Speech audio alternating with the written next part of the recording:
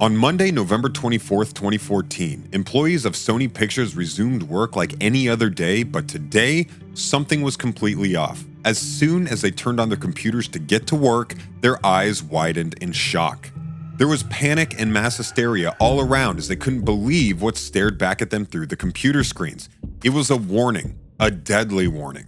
But there was more. Thousands of sensitive documents were released to journalists, then several unreleased films followed. But what did the attackers want? Why were they doing all these? The answer might surprise you. It was all because of a yet-to-be-released movie, a movie called The Interview. You are entering into the most dangerous country on Earth. Kim Jong-un's people believe it. We've never seen an attack like this before.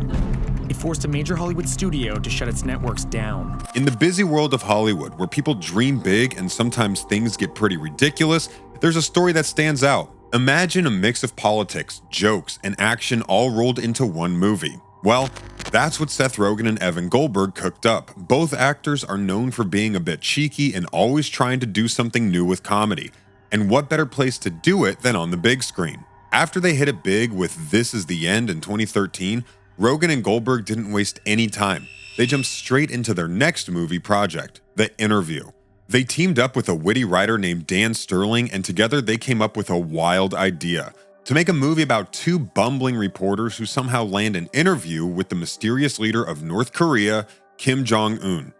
But here's where things get really crazy. Just when you think it's all laughs and jokes, the story takes a sharp turn. As part of the plot, the CIA gets involved and ropes these clueless journalists into a mission. They have to take out Kim Jong-un. You want us to assassinate the leader of North Korea? Yes. The whole idea for this movie started way back in the late 2000s. Rogen and Goldberg originally thought it'd be hilarious to imagine taking down Kim Jong-il, who was the leader of North Korea back then. But life had other plans. Kim Jong-il passed away, and his son, Kim Jong-un, stepped into his shoes. Unknown to all involved, information about the movie leaked and found its way into the wrong ears. What unfolded next was just as dramatic as the movie itself.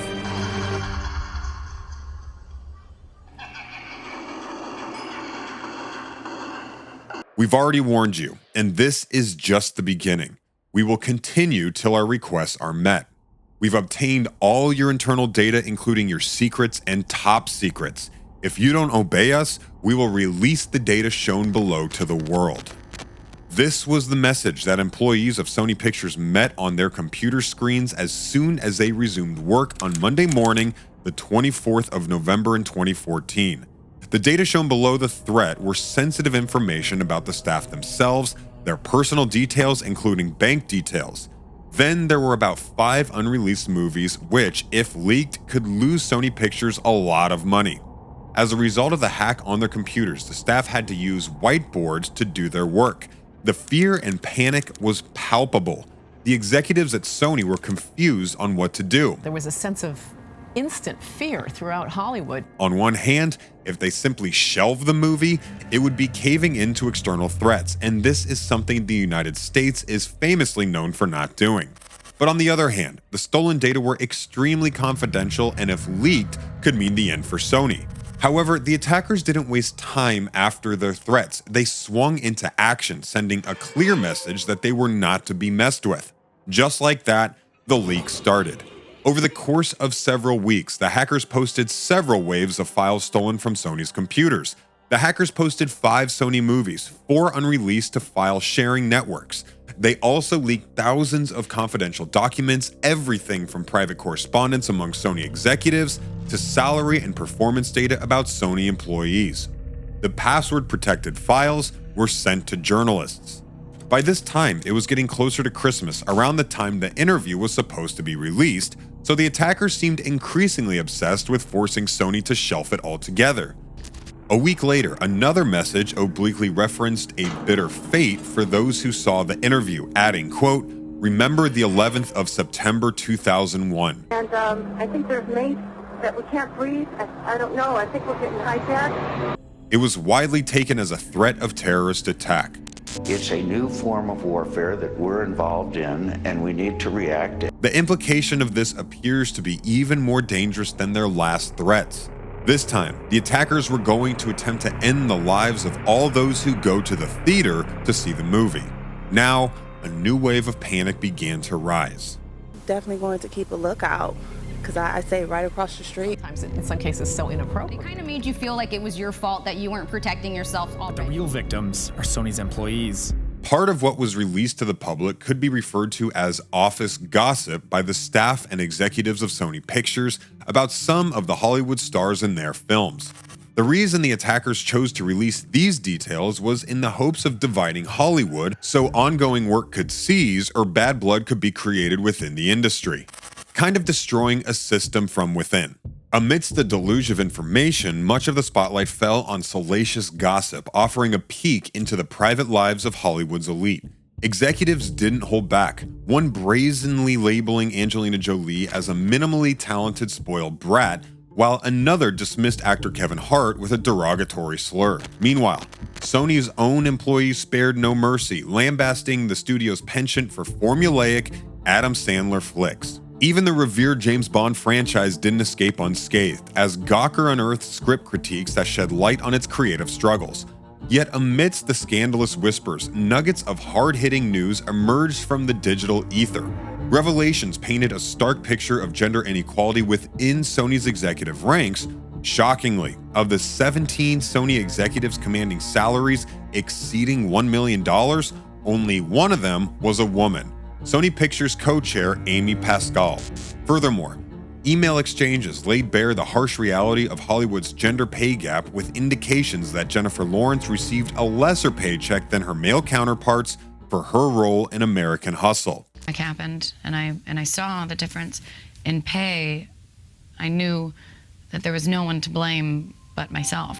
All of these details were public knowledge, threatening the integrity of the studios.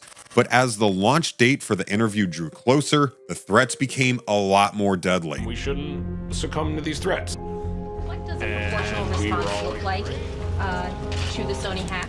On December 16th, chaos erupted in the digital world when hackers fired off emails to journalists, accompanied by a cryptic message posted on Pastebin. The email read, quote, "We will clearly show it to you at the very time and places the interview be shown, including the premiere. How bitter fate those who seek fun in terror should be doomed to. Soon all the world will see what an awful movie Sony Pictures Entertainment has made. The world will be full of fear. Remember the 11th of September 2001. We recommend you keep yourself distant from the places at the time." The ominous tone sent shivers down spines across the globe. Yet, despite the chilling warning, the Department of Homeland Security reassured the public, stating there was no solid evidence of an imminent attack on U.S. movie theaters. Nevertheless, the threat cast a pall over the film's stars, Seth Rogen and James Franco, prompting them to abruptly halt their promotional tour for the movie. As panic rippled through the entertainment industry, theater chains found themselves on edge. While most had already committed to screening the interview on its scheduled Christmas Day release, mounting concerns led them to pressure Sony for the option to back out. Under mounting pressure, Sony made a dramatic announcement late on December 16th, granting theaters the option to pull the controversial film from their holiday lineups. Within hours, major chains began announcing their decision to do just that. With the backbone of theater support crumbling, Sony made the gut-wrenching call to shelve the movie altogether on December 17th. We had no alternative but to not proceed with the theatrical release on the 25th of December. Yet, the move sparked outrage among critics, who argued that capitulating to threats only emboldened terrorists and set a dangerous precedent. Even President Obama joined the chorus of dissent on December 19th, emphasizing the importance of standing firm against censorship. Imagine if producers and distributors start engaging in self-censorship because they don't want to offend the sensibilities of somebody whose sensibilities probably need to be offended. You know, that's not who we are. So, amidst the tumult, Sony Entertainment CEO Michael Linton assured the public that the studio remained committed to releasing the film. And true to his word, on December 23rd, Sony reversed its decision, initially opting to release the movie in independent theaters willing to take the risk, a number that steadily grew to 331 venues. Eventually, they also greenlit its release on various online video-on-demand platforms, including Google Play and YouTube. But at this point, I bet there is one question gnawing at your mind. Do I think the North Koreans started it? No, I don't think so. That North Korea engaged in this attack. On December 19th, a bombshell dropped when the FBI pointed a finger squarely at the North Korean government, attributing responsibility for the cyber mayhem unleashed upon Sony Pictures.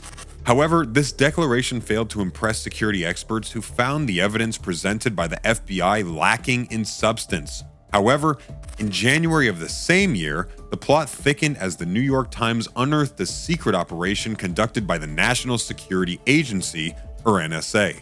According to anonymous insiders, the NSA had been covertly monitoring North Korean networks for years, peering into the inner workings of their cyber operations. NSA had first-hand visibility into North Korea's hacking endeavors, providing concrete evidence linking them to the Sony attacks. But here's the catch. Divulging the nitty-gritty details of this evidence could jeopardize the NSA's ongoing surveillance efforts, potentially severing their access to North Korea's digital domain. This predicament left Americans in a bind, as they were left to either trust the NSA's assertion or distrust it regarding North Korea's culpability in the cyber onslaught against Sony. It was a classic case of having to take someone's word for it, with the stakes higher than ever before.